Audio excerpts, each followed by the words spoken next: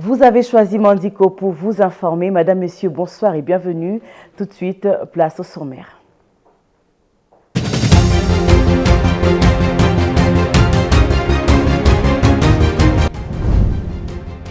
Le vice-premier ministre, ministre de l'Intérieur et Sécurité, a bouclé mardi sa mission d'itinérance au Nord Kivu durant 4 jours. Jacquemain Chabani, accompagné de quelques ministres dont Sami Adoubango, vice-ministre des Affaires coutumières, à la fin de sa mission, il a donné quelques orientations concernant les mesures sécuritaires en réponse aux besoins de la population. Le ministre d'État en charge de la justice a annoncé ce mercredi l'ouverture d'une enquête sur le soupçon de détournement d'argent à la Chambre haute du Parlement. Constant Moutamba l'a dit au président du bureau d'âge du Sénat lors d'une rencontre au Palais du Peuple. Le saute-mouton de pompage transformé en marché pirate. Le vendeur du marché, situé dans la commune d'Engaliema, expose depuis un bout de temps leurs marchandises le long de la chaussée, voire sous le saute-mouton qui est rempli d'immondices.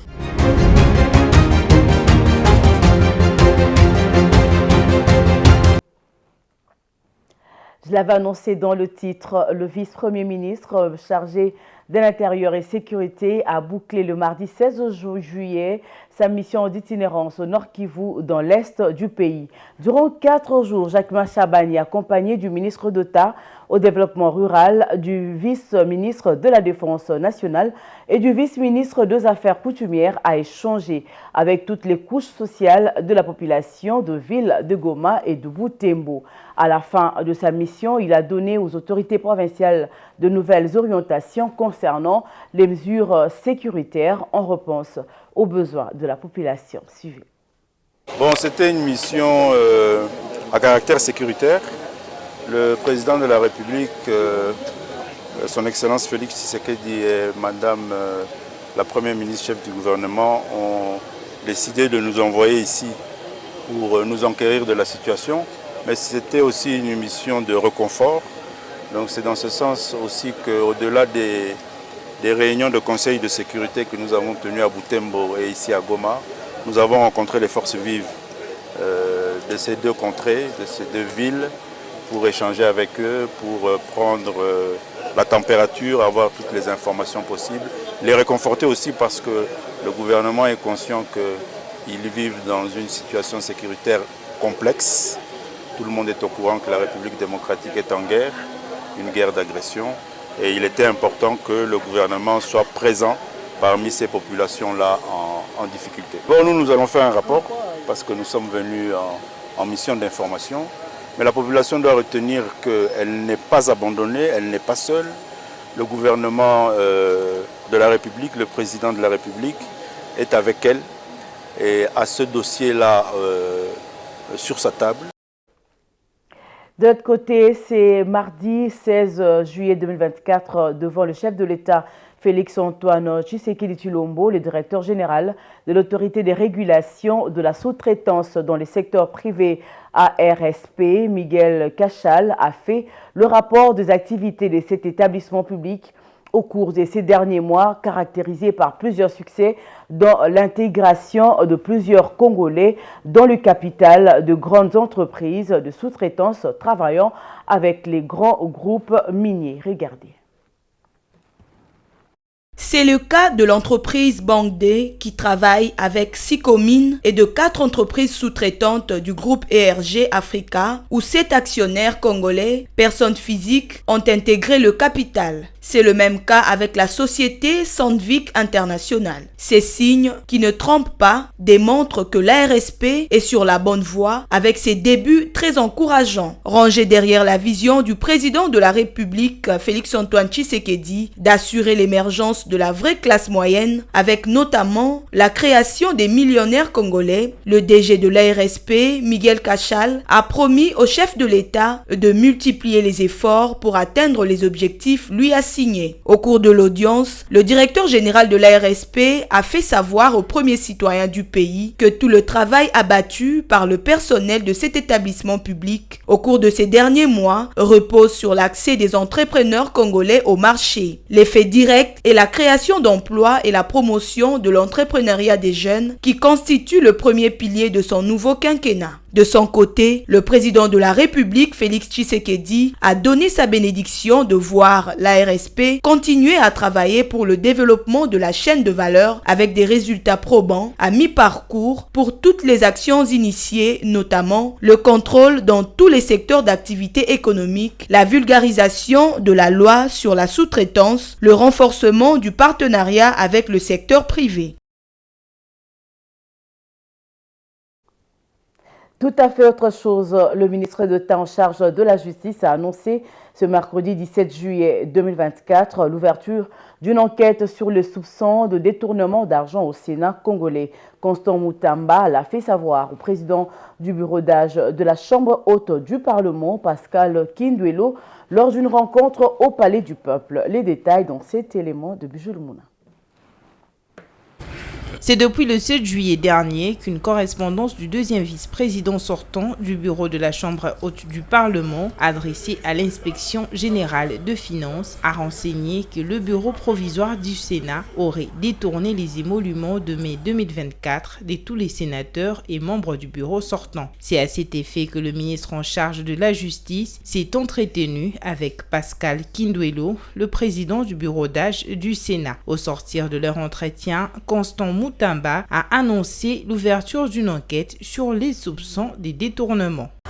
Comme vous le savez, il y avait des bruits qui couraient sur le détournement des fonds par le bureau sortant du Sénat. Il était donc question pour nous d'assurer et rassurer le bureau provisoire des termes de l'enquête judiciaire que nous avons diligentée pour que le peuple congolais soit éclairé sur la photo qui a circulé et où nous avions vu des anciens sénateurs avec des briques d'argent sur la table. Plus rien ne sera comme avant. Et c'est à l'issue des enquêtes qui sont jusque-là inquisitoriales que nous fixerons l'opinion sur les mesures urgentes et coercitives si les chefs qui seront prises. Cette enquête vise à fixer l'opinion sur ces dossiers et lutter contre la criminalité financière au sein des institutions publiques dans la ville de Kinshasa. D'un ministère à un autre, le ministre des Ressources hydrauliques et électricité a rencontré le mardi 16 juillet 2024 pour la première fois depuis sa prise de fonction les agents et cadres de l'administration de son ministère. Teddy Luamba a par cette occasion annoncé aux agents ses priorités pour améliorer son secteur et aussi les conditions socio-professionnelles des employés du ministère. La cérémonie a eu lieu au secrétariat général du ministère dans la commune de la Gombe au nord de Kinshasa. Invité, monsieur le secrétaire général, pour son mot de circonstance. C'est dans la cour aménagée du secrétariat général du ministère des Ressources hydrauliques et électricité que la cérémonie de présentation du ministre a eu lieu. Agents et cadres de l'administration, membres du cabinet du ministre, tout le monde était présent. C'est le secrétaire général qui a pris la parole en premier. Pelembongo Passi a évoqué entre autres le contraste persistant entre la performance du ministère dans la réalisation des recettes et la précarité dans laquelle vivent le personnel. Cependant, le personnel qui ne ménage aucun effort pour parvenir à ces résultats vit dans un état de précarité sans précédent pour un ministère aussi vital que le vôtre. Avec une prime permanente qui vaut moins de $200, sans moyen de transport pour leur mobilité, cela constitue un handicap sérieux pour maintenir cet élan. Le président de la délégation syndicale de l'administration du ministère des Ressources hydrauliques et électricité a rappelé au ministre que les différentes préoccupations des agents de l'administration de son ministère sont déjà sur sa table. Je voudrais aussi rappeler que son Excellence avait eu l'occasion de rencontrer la délégation syndicale que nous avons représenté les agents tous ensemble. Et pendant ce moment, nous n'avons pas manqué de pouvoir glisser un mot qui est venu des agents qui sont en face de vous. Et dans ces moments, nous avions retracé quelques axes qui nous avons estimé qui étaient prioritaires. Entre autres, le premier axe a consisté à l'organisation et fonctionnement des services du secrétaire général aux ressources hydrauliques et électricité. Le ministre Teddy Luamba veut quant à lui instaurer un dialogue permanent avec le personnel pour dissiper tout malentendu qui peut s'ériger en obstacle à l'atteinte des objectifs. Rien ne se passe sans pour autant dialoguer. Je préfère substituer le régime de conflit par le régime de participation. Que tout le monde fasse partie des débats, que tout le monde, bien sûr de manière représentative, fasse partie de tout ce que nous avons comme discussion. Parce que les conflits viennent de l'opacité.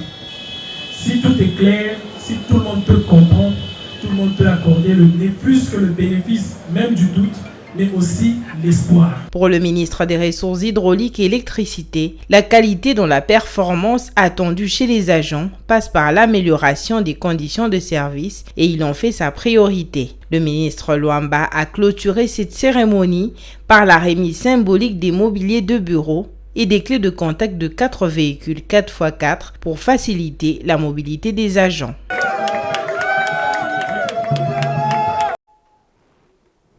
Et dans le même registre, la Société nationale d'électricité SNEL s'est dit satisfaite de l'avancement de travaux d'électrification du quartier Kanluka, l'un des quartiers pauvres dans l'ouest de Kinshasa. C'est lors d'une mission d'évaluation effectuée le mardi 16 juillet dans ces quartiers que l'équipe de la SNEL a manifesté son contentement à propos du travail qui est déjà abattu sur terrain. En dehors de l'éclairage public lancé dans cette agglomération, il y a 2 semaines, la SNEL a débuté lundi les branchements de ménage avec 2 compteurs prépayés. Regardez.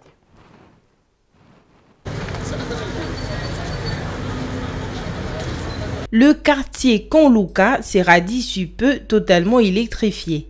Voilà 6 mois que la Société nationale d'électricité est à pied d'œuvre dans ce quartier pauvre de l'ouest de Kinshasa. Sur les 5 cabines déployées sur les réseaux basse tension, 4 sont déjà réhabilitées. Sur terrain, les résultats sont satisfaisants. L'éclairage public a été lancé il y a 2 semaines et depuis le lundi, la SNEL avec ses partenaires a commencé le branchement des abonnés grâce au compteur prépayé. Aujourd'hui, nous sommes venus dans le cadre de la mission de supervision des travaux sur site. Nous étions ici en décembre avec notre DG pour le lancement des travaux. Et aujourd'hui, 6 mois après, nous sommes revenus pour faire l'évaluation de l'état d'avancement des travaux sur site avec les contractants Sogeac. Nous avons tenu une réunion d'évaluation et puis nous avons passé en revue tout ce qui est en train d'être fait ici. Nous sommes très satisfaits de l'avancement des travaux. À ce jour, on a déjà réhabilité 4 cabines sur les 5 qu'on avait prévues. Et on a déjà commencé la reprise BT sur les 5 nouvelles cabines qu'on avait implantées dans le cadre de notre projet ici sur site. C'est la Société Générale d'Action et du Commerce Sogeac qui est chargée de placer ces compteurs prépayés. L'ingénieur José Biancantou, coordonnateur du projet, affirme que d'ici fin 2024, tous les ménages seront desservis avec les placements des compteurs prépayés. Le cas sera électrifié, tout ménage sera servi. Et là, vous avez vu que le compteur prépayé ont déjà commencé, donc tout Kanluka sera servi. Sur le terrain, il n'y a pas de contraintes. Sogeac a tout le matériel, tout est là, donc tous les ingrédients sont vraiment réunis pour que ce projet aille à la fin. Donc il n'y a pas de contraintes. Nous, on n'a pas de contraintes pour travailler. Donc on s'y met seulement, on est en train de courir, il n'y a pas de cheval pour que nous arrivions à la fin de notre projet. Le raccordement des ménages et des placements de compteurs après paiement ont commencé en début de semaine. Le directeur de la coordination du projet à la SNEL exhorte la population à protéger ses installations. Donc ce projet, nous l'avons réalisé pour eux.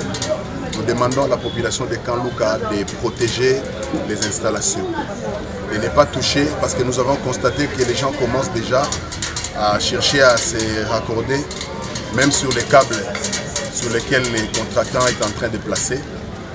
Ils attendent qu'on puisse terminer le projet. C'est pour leur bien qu'on est en train de faire.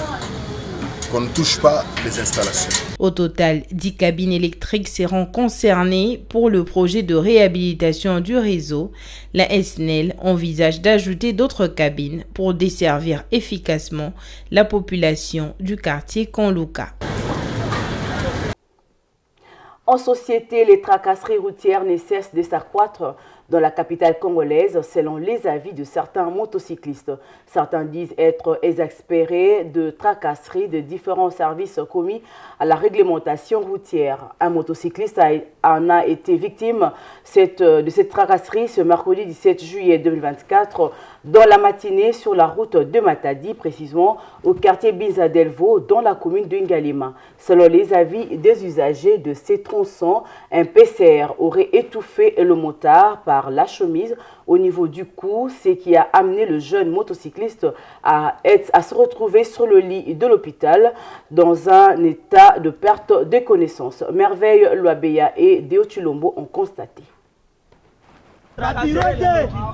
Les conducteurs de taxi-moto dénoncent la montée des cas de tracasserie dans le carrefour de la police de circulation routière. Ils disent être dans l'insécurité car ils sont poursuivis même sur des petites avenues possédant ou non des documents exigés, ce qui est à la base de plusieurs accidents de circulation routière. Le dernier cas de ces genres de tracasserie date de ce mercredi 17 juillet 2024 sur la route de Matadi, précisément au quartier Binzadelvo, où un conducteur de taxi-moto était victime d'une tracasserie. Après l'accrochage avec un agent de l'ordre, ces derniers a frôlé la mort, comme le témoignent quelques usagers de la route.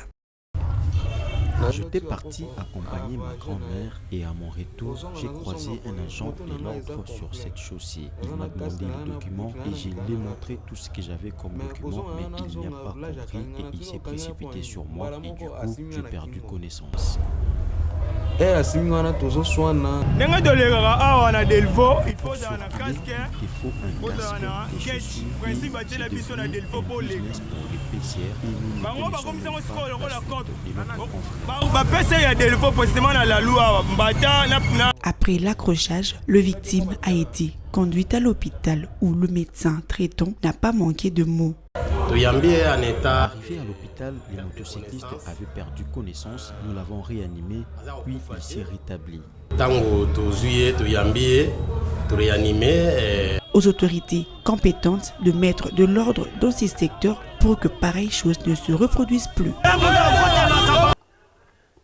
Toujours en société, un marché pirate s'est créé sous le saute-mouton Pompage dans la commune de Ngalima. Les vendeurs et vendeuses ainsi que leurs clients sont chaque jour exposés aux accidents de circulation au regard de la fluidité des véhicules qui circulent sur la chaussée. À cela s'ajoute un parking de motos et taxis qui rend encore difficile la vie des habitants de ce coin de la capitale. Merveille Loabeya et Deo Chilombo une fois de plus.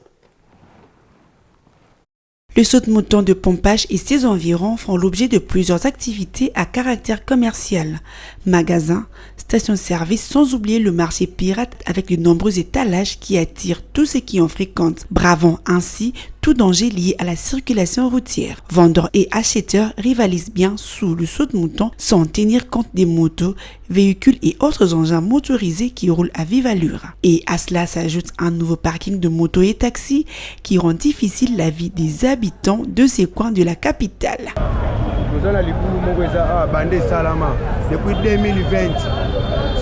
Il ne reste qu'une seule bande ici pour la circulation. À Pompage, nous n'avons pas de parking approprié. Le premier qui était ici a été vendu.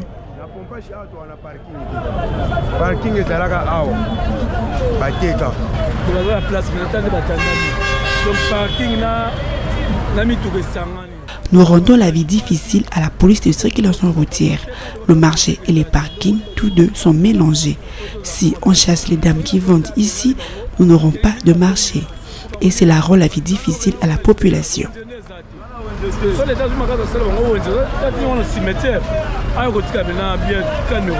Comme on peut le constater, le marché pirate qui s'est imposé sous et aux alentours des saute-moutons expose les vendeurs et leurs clients aux accidents permanents des circulations routières. Il revient ainsi aux autorités urbaines de prendre les dispositions nécessaires pour sécuriser les administrés.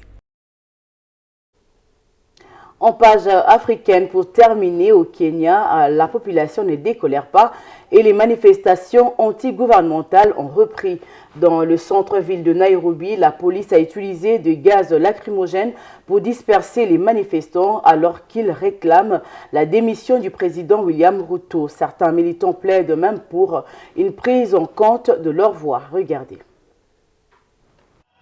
Ces rassemblements ont eu lieu malgré le retrait par le président kenyan du projet de loi de finances controversé et le limogeage de son cabinet. Dans une allocution télévisée, le chef de l'État a également limogé le procureur général et a déclaré que le ministère serait dirigé par le secrétaire permanent. Ruto a déclaré qu'il avait pris cette décision après avoir écouté le peuple qu'il formerait un gouvernement à base élargie après des consultations. Le Kenya a connu 3 semaines de troubles au cours desquelles des manifestants ont pris d'assaut le Parlement suite à l'adoption du projet de la loi de finances prévoyant des nouvelles textes. Lors de manifestations, plus de 30 personnes sont décédées.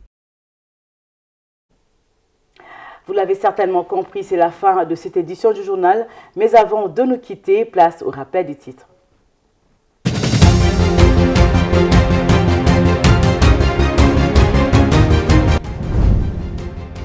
Le vice-premier ministre, ministre de l'Intérieur et Sécurité a bouclé mardi sa mission d'itinérance au Nord Kivu durant 4 jours. Jacques Machabani, accompagné de quelques ministres dont Sami Adoubango, vice-ministre des Affaires coutumières, à la fin de sa mission, il a donné quelques orientations concernant les mesures sécuritaires en réponse aux besoins de la population.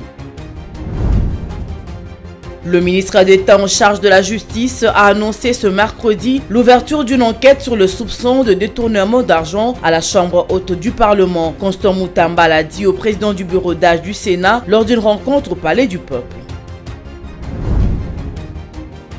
Le saute-mouton de pompage transformé en marché pirate. Le vendeur du marché, situé dans la commune d'Engaliema, expose depuis un bout de temps leurs marchandises le long de la chaussée, voire sous le saute-mouton qui est rempli d'immondices.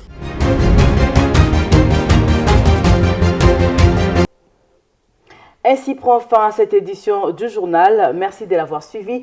Je vous retrouve très prochainement avec le même plaisir. Bonsoir.